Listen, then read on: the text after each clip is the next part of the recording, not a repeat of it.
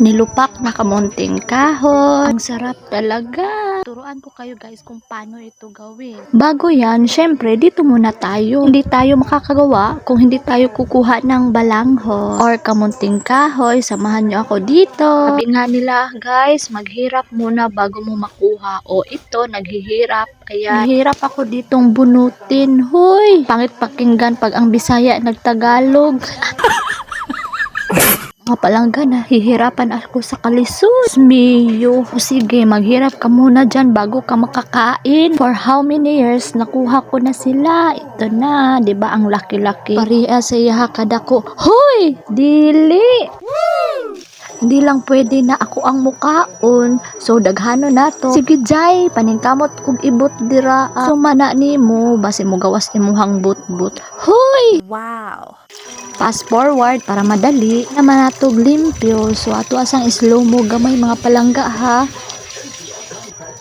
Diva ang linis parang siya. Hoy! Ayaw ba kay basing ma-issue ta? First, we put in the stove. Hoy! Second, we smash. Hoy! Unsay smash? Mukdugmukon siguro. Sa muka sa smash, oy unsa na motor, mga palangga, imikos-mikos nato ni siyag maayo. Kanang wala na may makitaan nga tibugol. Hoy, unsay tibugol? Nang like a circle ba? Hoy, unsay circle?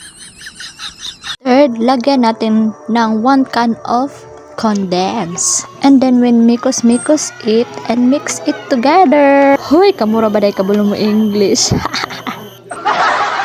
And then, pag kulang, lagyan ulit. O, diva? Nganong butangan pa man nga wala man ko nagkulang niya. Hoy! Dili! Spread ni mo na siya, guys. And then, butangan ni mo na siya cheese ibabaw para na iparat-parat po.